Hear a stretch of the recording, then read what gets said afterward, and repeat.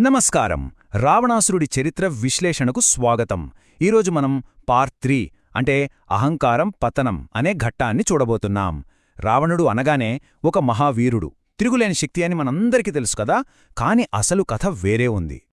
అసలు శ్రీరాముణ్ణి ఎదుర్కోక ముందే ఈ మహాబలవంతుడైన రావణాసురుడు ఎప్పుడైనా ఘోరమైన ఓటమిని చూశాడా అని మీకెప్పుడైనా అనిపించిందా?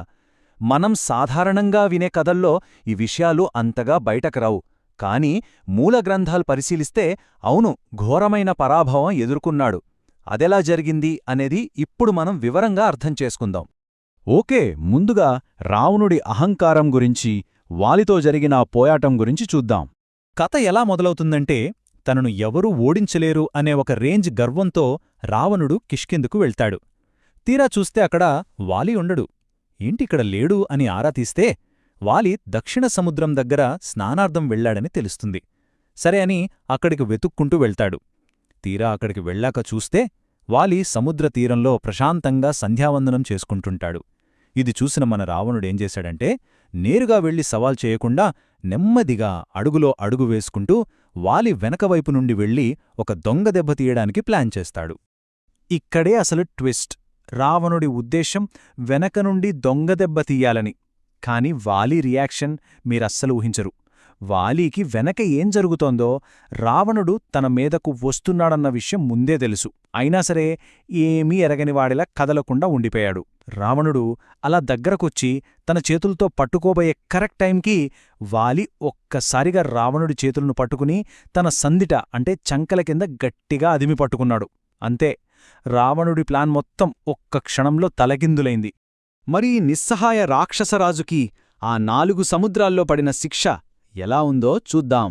వాలిపట్టుకే ఆ మహాబలవంతుడైన రావణుడు పూర్తిగా నిస్సహాయుడుగా మారిపోయాడు.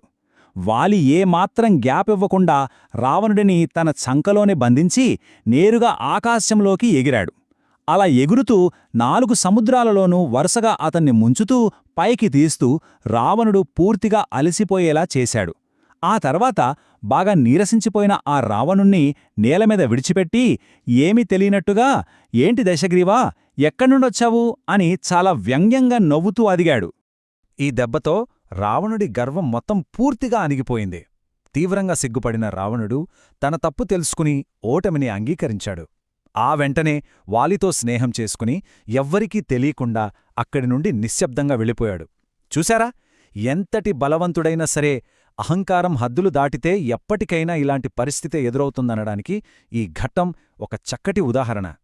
సరే, ఈ అహంకారం మళ్ళీ ఎలా దెబ్బతీసిందో కార్తవీర్యార్జునుడి ఘట్టంలో చూద్దాం. వాలి చేతిలో అంత ఘోరమైన అవమానం జరిగిన తర్వాత కూడా రావణుడు గుణపాఠం నేర్చుకోలేదు. మరొక సందర్భంలో ఏం చేశాడంటే, నేరుగా వెళ్లి కార్తవీర్యార్జునుడిని యుద్ధానికి సవాలు చేశాడు. కాని రిజల్ట్ ఏంటో తెలుసా?